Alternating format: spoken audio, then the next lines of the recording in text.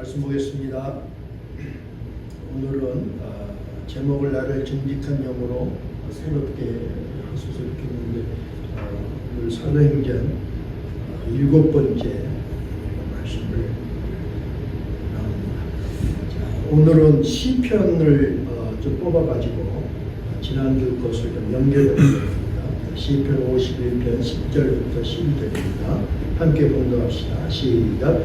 하나님이여 내 속에 정한 마음을 창조하시고 내 안에 정직한 영을 새롭게 하소서. 나를 주 앞에서 쫓아내게 마시며 주의 성령을 내게서 거두게 마소서. 주의 구원의 즐거움을 내게 회복시켜 주시고 차원한 심령을 주사 나를 도우소서. 아멘. 주님의 성령. 주님의 성령 지금 이곳에 임하소서.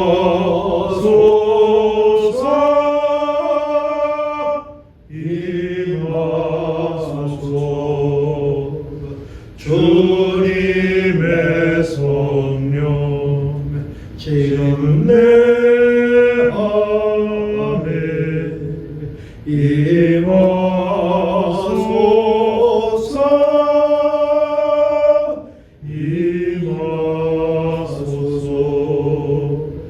할렐루야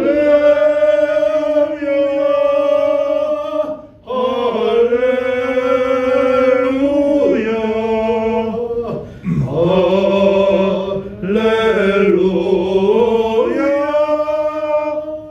할렐루야 할렐루야. 성령님 간절히 사모합니다. 우리의 심령 깊은 곳 열어주시고 자리 잡아주시기를 원합니다.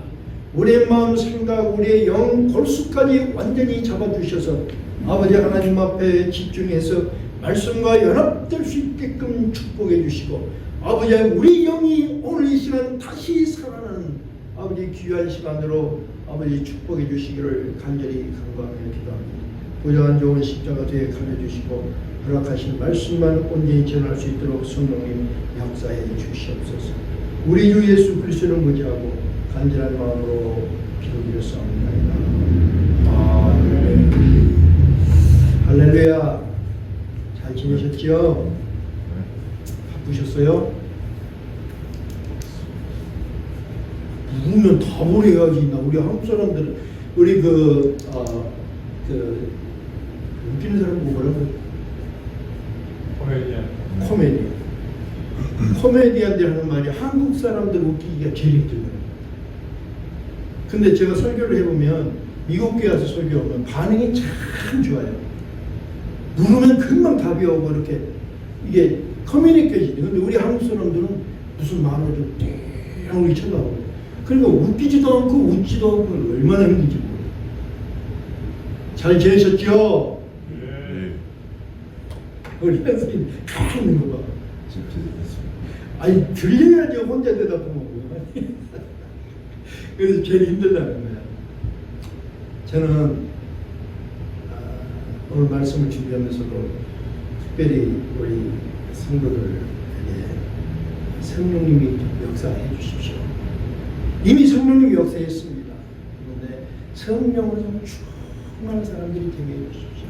이렇게 간절히 기도했고 또 하나 기도한 것은 내 영을 하나님 지켜주셔서 내 마음이 내 영이 변질되지 않게 해주십시오. 내 영이 게으르지 않게 해주십시오.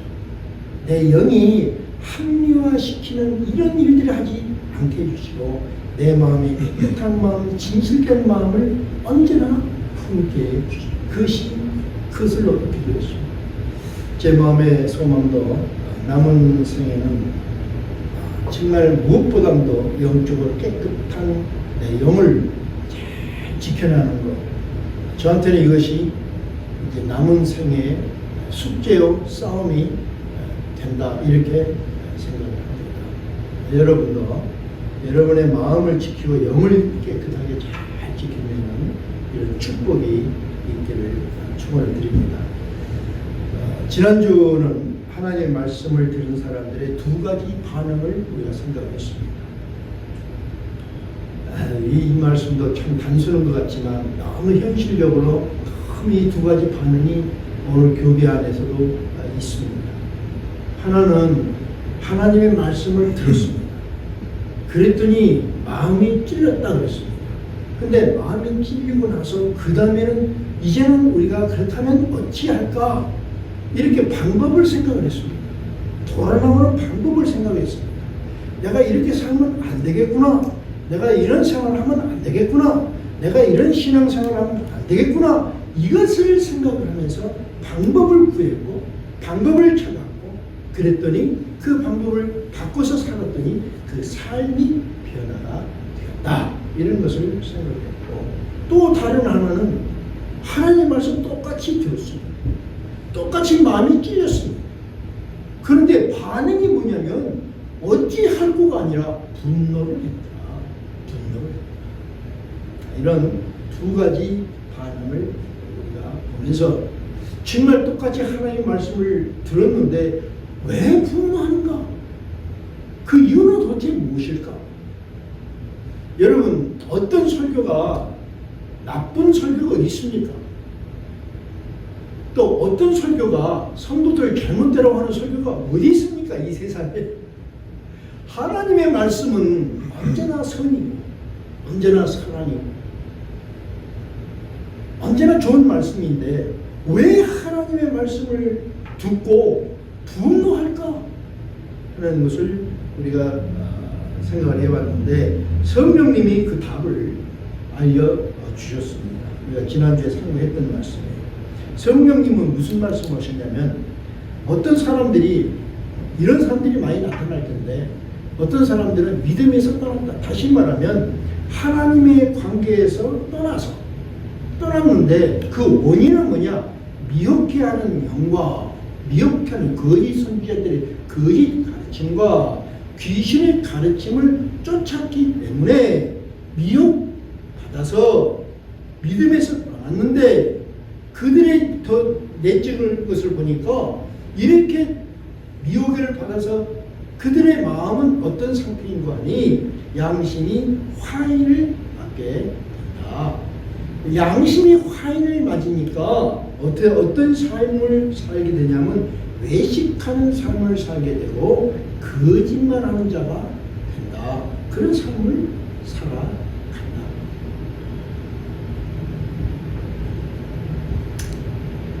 나는 우리 한국 정치를 보면 참 안타깝고 답답한 일이 너무너무 답답한 것 같아요.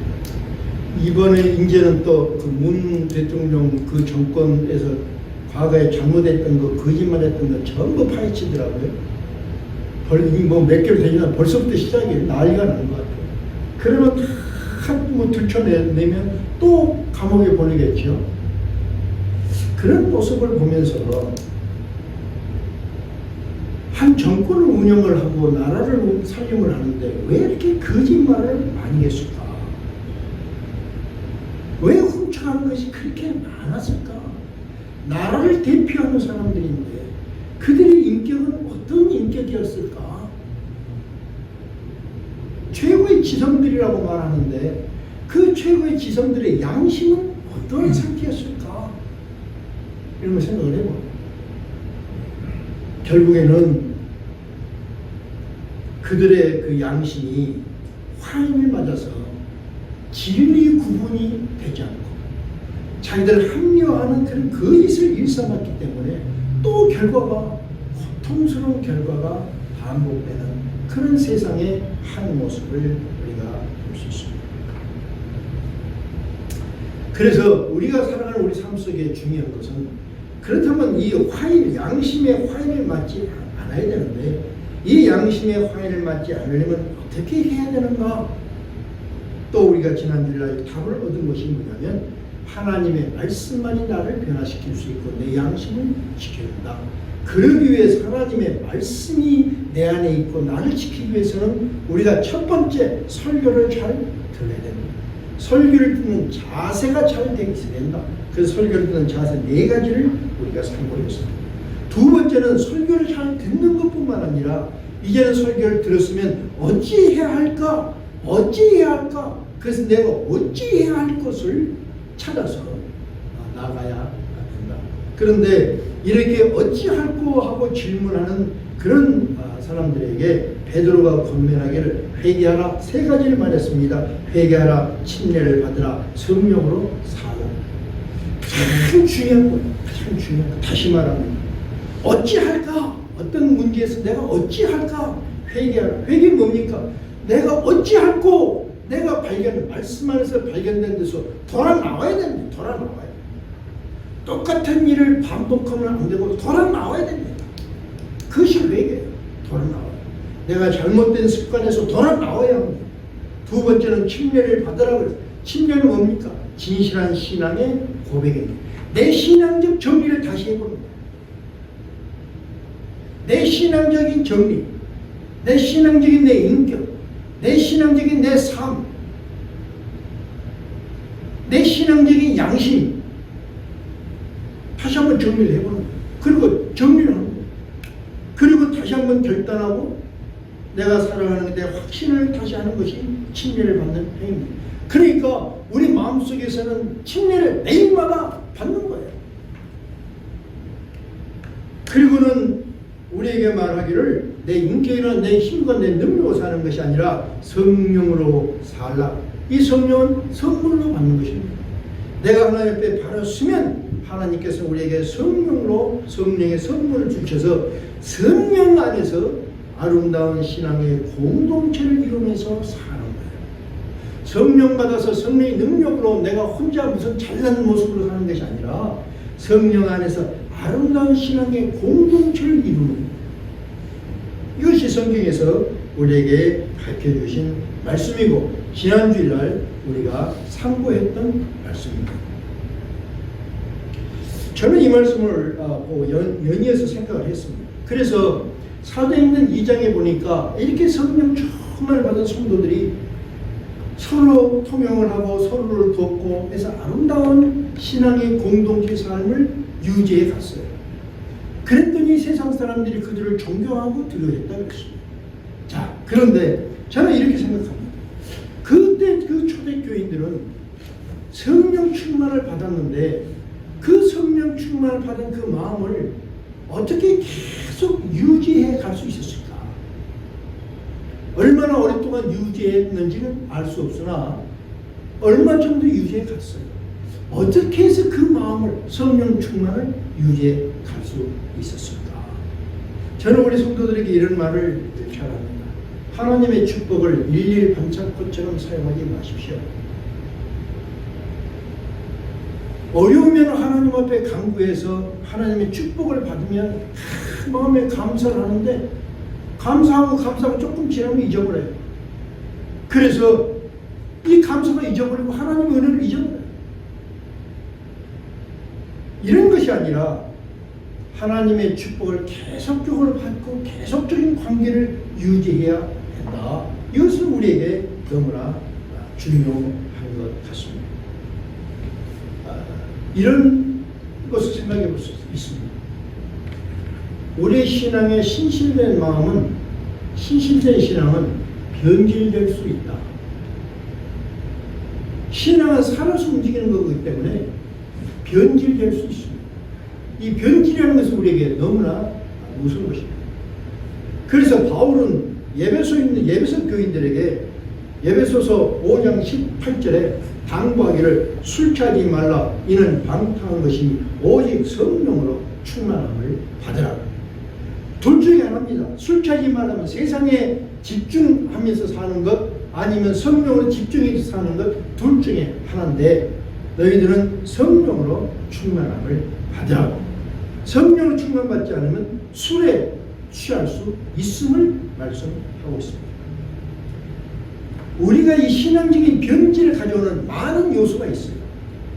그런데 신앙의 변질을 가져오는 많은 요소가 있는데 많은 요소 모든 그 가장 중요한 것은 뭔가?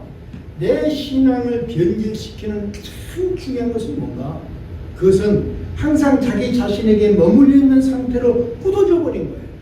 주체가 나의 나. 신앙생활 하는데 하나님과 더불어 사는데 성령과 함께 사는데 주체가 나야. 나. 언제나 내가 내 자신의 내가 주체가 돼서 그런 상태로 그냥 굳어져 버린 것. 그래서 신앙의 중심이 오직 자기 필요, 자기 욕망, 자기 꿈과 자기와 관련된 것만 강구하는 거예요. 오직 교회도 내 교회만. 남의 교회는 무너지든지 상처받는 상관이 없는 거예요.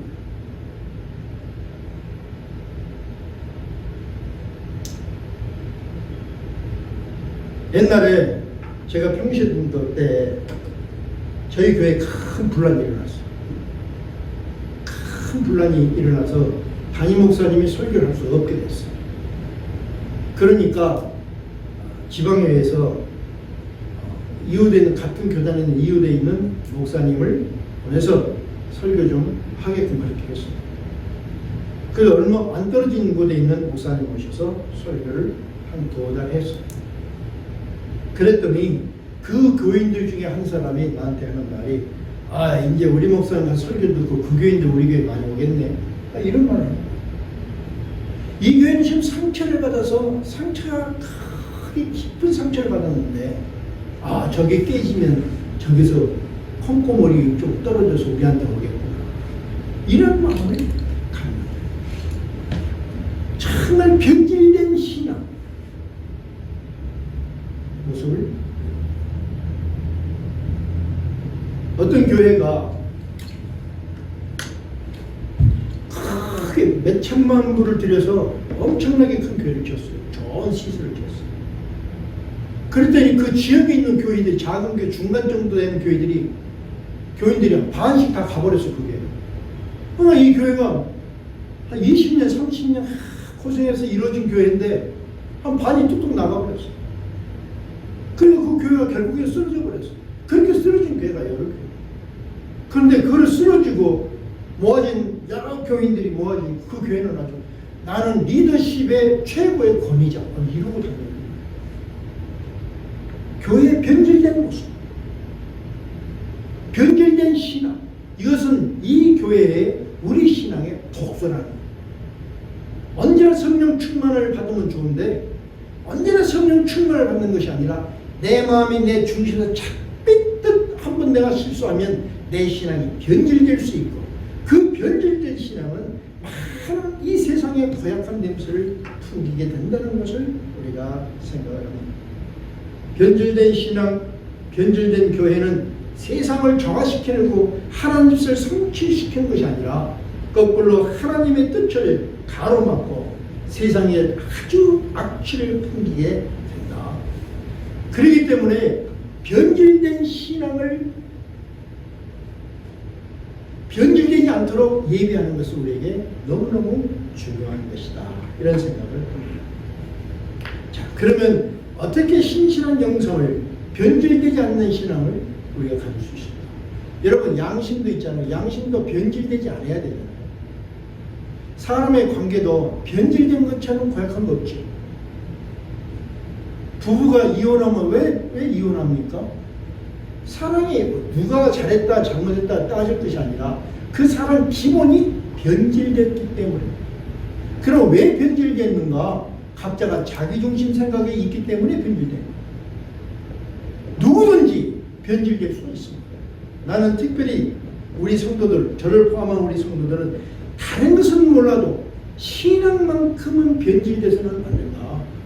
그래서 성령 충만을 유지해야 된다. 이것을 꼭 부탁을 드리고 싶습니다. 그러면 어떻게 해서 우리가 이 신앙의 변질을 막고 성령 충만을 계속적으로 유지할 수 있을까? 그 답을 오늘 봉독했던 시편에서 봉독했던 다윗의 고백에서 오늘 그 해답을 찾아보자 합니다.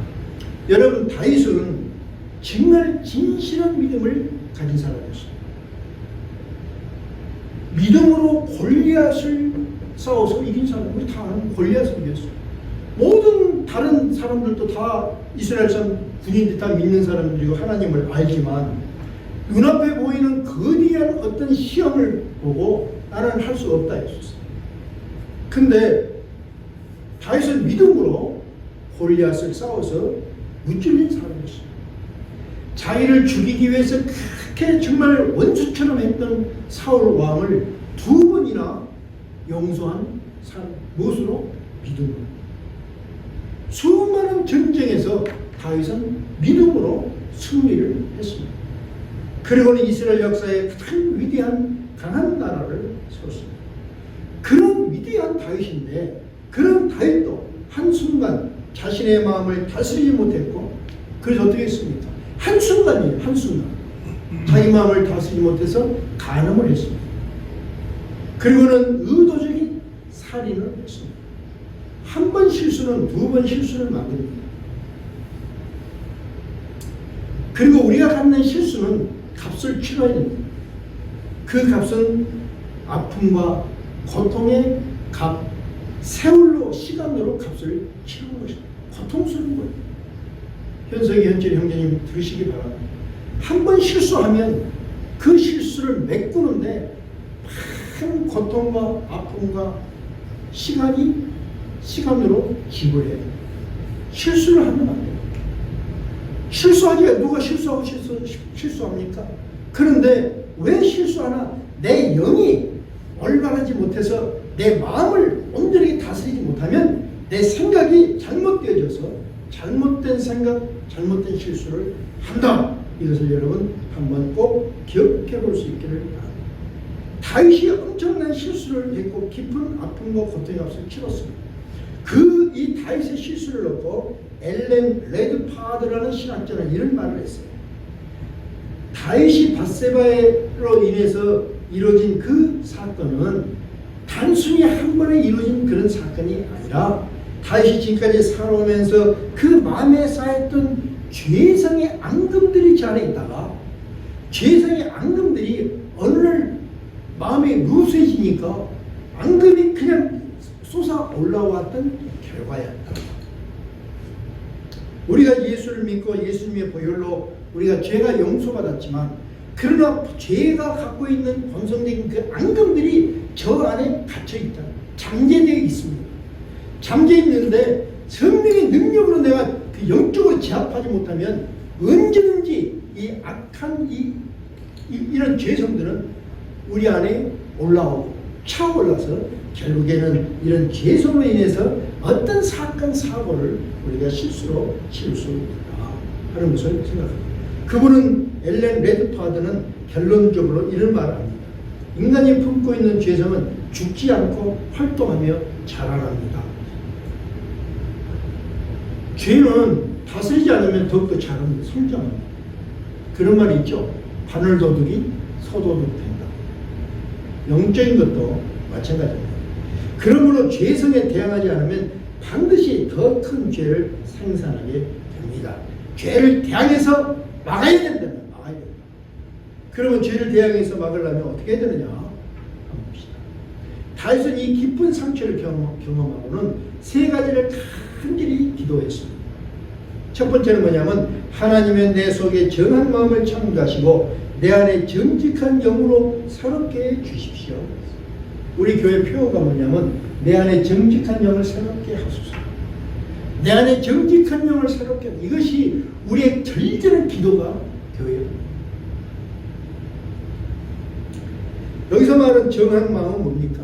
정한 마음은 원어로 보면 타호르인데 타호르는 순수한 깨끗한 그런 뜻을 가지고 있습니다. 그래서 하나님은 내 속에 내 영이 순수하고 깨끗한 모습으로 지켜지게 해주십시오. 이렇게 간절하게 간구했다. 잠언 4장 23절에 모든 지킬 만한 것 중에 더욱 내 마음을 너의 마음을 지켜라. 왜? 생명의 근원이 너의 마음이기 때문이다. 이렇게 말했습니다. 다윗은 자신의 마음이 예전같이 순수하지 못한 것을 지금 고백하면서 간절히 가장 먼저 간구했던 것이 뭐냐면 자신의 마음이 순수하고 깨끗한 마음으로 회복되기를 간구했습니다. 깨끗하고 순수하고 깨끗한 순수하고 깨끗한 영성, 순수하고 깨끗한 마음. 저는 이런 순수하고 깨끗한 마음이 여러분과 저의 마음들이 되기를 주님의 이름으로 축원합니다. 2번째는 깨끗한 마음, 그 다음에 정직한 마음을 창조해 주십시오. 이렇게 기도했어요. 정직한 마음을 주십시오가 아니라 정직한 마음을 창조해 주십시오. 이렇게 기도했어요. 여러분, 창조는 무슨 뜻입니까? 창조라는 것은 무에서 유를 만드는 것. 무에서 유를 만드는 것은 하나님의 능력입니다. 그러니까 정직한 마음은 노력이나 수련으로 고행으로 만들어지는 것이 아니라 다시 만들어져야 합니다. 하얀 종이에 먹물이 확 엎어지면 어떻게 그 하얀 종이에 빨아도 씁니까? 쓸 수가 없죠. 다시 만들어져야 됩니다. 창조, 재창조. 우리의 마음이 하얀 종이 같은데 먹물이 쏟아졌으면 재창조를 해야 돼요. 어떻게 우리 마음이 재창조될 수 있을까? 두 가지로 말씀하기를, 첫째는 레위기 17장 11절에 육체의 생명은 피에 있음이라 내가 이 생명의 피를 너에게 주어 너의 생명을 속하게 하였다. 재창조는 뭡니까? 새로운 창조는 예수 그리스도의 보혈로 말미암아서 우리를 새롭게 함을 통해서 내 마음이 새로워지게 되는 것을 말씀하고 있습니다. 두 번째는 예수님이 니고데모에게 하신 말씀인데 물과 성령으로 거듭나야 된다. 또 하나 내가 깨끗해질 수 있는 것은 물은 정결하게 하는 것입니다. 어떻게 정결하게 됩니까? 회개를 통해서 정결합니다. 회개는 뭡니까? 나의 죄를 인식하고 돌아나오는 결단이에요. 그걸로 인해서 내가 깨끗해질 수 있는 겁니다. 그리고는 성령은 뭡니까? 영적인 능력입니다. 다시 말하면 우리 마음을 재창조하는 힘은 십자가 핏부림 안에서 물과 성령으로서 재창조되는 것이다. 여러분, 이렇게 기억하시고 정말 이 예수님의 피와 진실한 회개로 성령 안에서 여러분의 마음이 재창조되는 그런 축복이 있기를 주님의 이름으로 축원합니다. 두 번째는 주의 성령을 내게서 거두지 마소서, 이렇게 간절히 기도했어요. 다윗은 성령이 떠나가시면 자기는 아무것도 아닌 것을 알았습니다. 맞습니까? 성령이 떠나면, 여러분, 미국 속담에 목사에게 가장 최고로 아주 악한 나쁜 말이 뭐냐면 성령 받지 말고 설교하시오, 이것입니다. 성령 받지 않고 설교하면 그 설교가 생명력도 없는 것뿐만 아니라 설교를 할 수가 없는, 설교가 안 만들어집니다. 그래서 조지아에서 어떤 교단에, 큰 교단에 유명한 목사님인데 연세가 많이 되셨어요. 아주 유명한 분이에요. 그런데 어떤 목사님의 설교를 3년 동안 카피했어요. 3년 동안. 이번에 박사학위를 2개나 갖고 유럽에서 공부하시고 진경총회장도 하시고. 근데 3년을 토시 하나 안 틀리고 그대로 설교를 베껴서 설교를 했어요. 그래서 그 교회가 다 깨져버렸어요. 나중에 어떤 분이 그걸 다 밝혀내가지고. 우리 생각하는 거예요. 이분이 성경을 모릅니까? 설교를 할 줄 모릅니까? 근데 왜 설교를 하지 않고 3년 동안 카피를 했을까? 성령이 떠나버렸다. 왜 성령이 떠났을까? 마음의 신앙이 변질됐기 때문에. 그러니까 그분은 3년 동안 고통한 거예요. 설교가 안 만들어지면 고통한 거예요. 성령이 떠나면 아무것도 아니다. 여러분, 아무리 착하게 살아도 성령이 떠나면 여러분 아무것도 아닙니다. 아무것도 할 수가 없습니다. 그래서 다윗은 주의 성령을 내게서 거두지만, 그것이 그분의 기도였었어요. 이 기도를 여러분도 배울 수 있기를 바랍니다. 로마서 8장 9절에 만일 너희 속에 하나님의 영이 거하시면 너희가 육신에 있지 아니하고 영에 있나니 누구든지 그리스도 영이 없으면 그리스도의 사람이 아니라. 그리스도 영, 성령이 없으면 그리스도의 사람이 아니라. 잘 들으시기 바랍니다. 성령이 없으면 우리는 하나님의 사람도 아니고 쇳덩어리로 전락하는 것입니다. 그러므로 성령의 도우심을 받아야만 되는 것입니다. 저는 여러분이 이 성령의 도움을 간절하게 사모할 수 있기를 바랍니다. 성령이 도우신다. 이 말씀은 무슨 뜻이냐면은, 도우신다. 이 말씀은 순, 안티, 람마노, 마이 이런 뜻을 가지고 있고, 원어로 순은 세 가지 단어인데, 순은 내 곁에 계신다. 내 곁에 계신다. 안티는 어떤 뜻이냐면 반대편에서, 내가 할 수 없는 곳에서, 내 손이 미치지 못하는 곳에서, 이런 뜻을 가지고 있습니다. 마지막에 람바노마이는 번쩍 들어 옮겨준다는 뜻을 가지고 있습니다. 내가 왜 성령 안에서 있어야 되는가? 이 말씀을 연결해서 보면 성령은 내 곁에서 나와 함께 계시며 내가 감당할 수 없는 것, 내 능력이 미치지 못하는 것에서 나를 번쩍 들어서 옮겨주신다. 그렇기 때문에 성령 안에서 있어야만이 될 것을 우리가 생각합니다. 여러분도 이 순 안티 람마노마이 성령님을 사모하시고 순 안티 람마노마이 도심을 충만하게 받는 그런 축복이 여러분이 있기를 바랍니다. 그래서 간절히 사모하시길 바랍니다. 성령이 내 안에서 떠나지 않게 해주십시오. 그것이 여러분의 기도가 될 수 있기를 바랍니다. 세 번째는 자원하는 영을 내게 주사 나를 붙드소서. 자원하는 의지가 아니라 자원하는 영을 내게 주셔서 자원하는 영으로 나를 붙들게 해 주십시오. 이렇게 간절히 기도해 주셨습니다. 하나님은 인간에게 하나님의 형상, 즉 인격을 주셨고 그 인격으로 스스로 선택하는 권리도 주셨습니다. 그리고 스스로 자원하는 마음으로 하나님께 응답하는 자를 기뻐하시고 축복을 하신 것을 우리가 생각합니다. 자, 자원하는 영, 자원하는 영, 자원하는 내가 영적으로 자원할 수 있겠다. 그래서 그 자원하는 영을 내가 주셔서 그 영으로 나를 붙들어 주십시오. 다윗이 자원하는 마음으로 하나님을 위해 성전을 짓고자 하는 그런 마음을 가졌을 때 나단 선지자가 이렇게 말합니다. 나단 선지자가 하나님께 기도로 알립니다. 그러자 하나님이 이런 말을 해요. 나단 선지자를 통해서 다윗에게 뭐라고 말씀했냐면 너의 손으로 성전을 건축하지 않아도 괜찮다. 왜? 다윗이 자원하는 마음으로 하나님 앞에 성전을 짓겠다고 그러니까 너의 손으로 성전을 건축 않아도 괜찮다.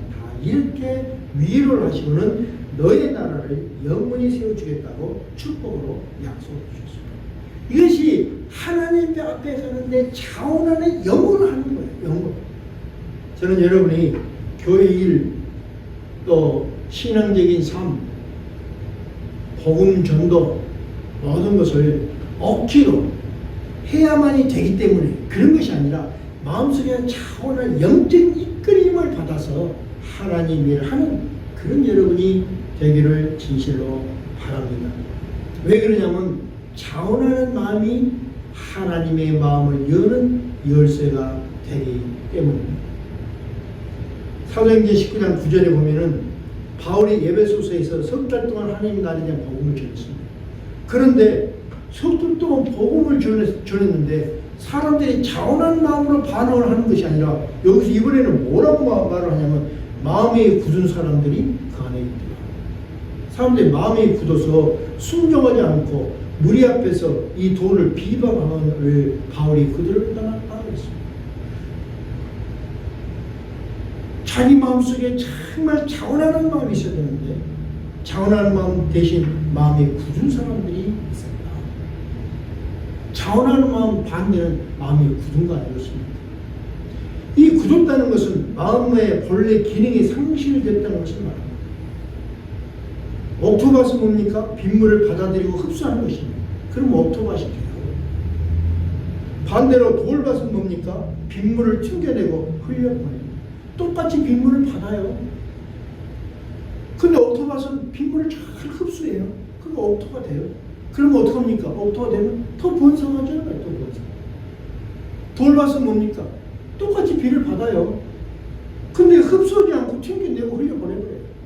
그런데 오늘 이 땅에도 하나님의 말씀을, 하나님의 축복이 오는데도 돌밭 같은 마음, 굳은 마음을 가지고 튕겨내고 흘려보내는 너무나 많은 일들이 있음을 생각합니다.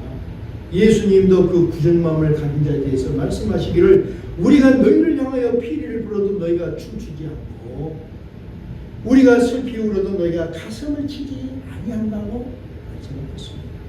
사랑하는 성도 여러분, 우리는 굳은 마음이 아니라 다시 한번 우리 마음, 영적으로 내 마음이 양심의 화연을 만나는가 확인을 해요.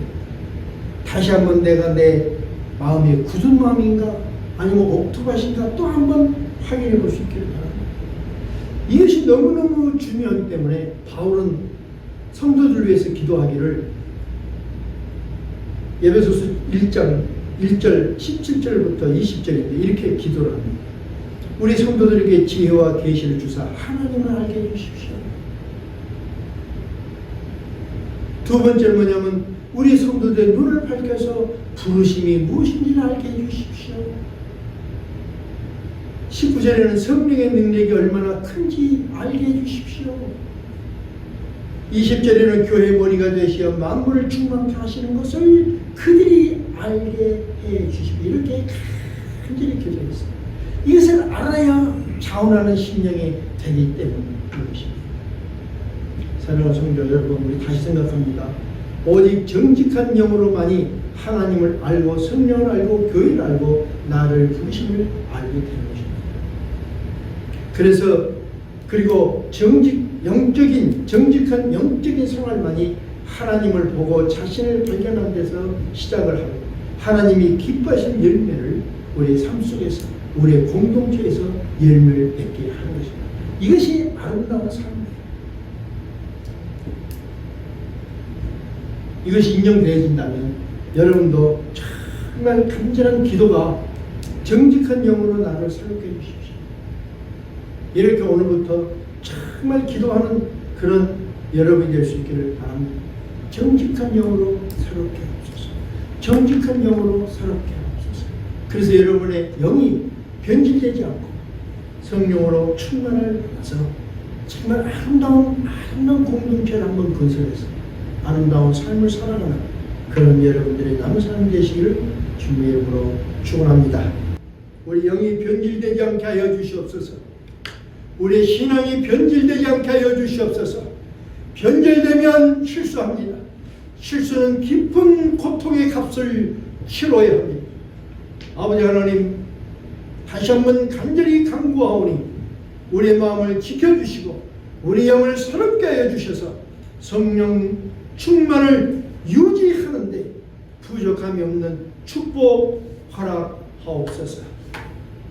하나님의 내 속에 정한 마음을 창조하시고 내 안에 정직한 영을 새롭게 하소서. 이 다윗의 기도를 나의 기도로 삼아 정직한 영으로 새롭게 되기를 이제부터는 더욱더 힘써 기도하고 성령 안에서 행동하기를 기도하고 차원한 마음으로 헌신하기를 기도하면서 하나님이 기뻐하시는 예수님 닮은 꼴로 지어져 가리라 이렇게 소원하며 세상을 향해 순례자로 나아가는 우리 성도님들 발걸음마다 성부 하나님의 무한하신 사랑하심과 성자 하나님의 대속과 부활의 능력과 성자 하나님 인도 역사하심이 이 시간부터 한 주간 내내 모든 사건마다에서 함께 하옵시기를 간절히 축원드리옵나이다.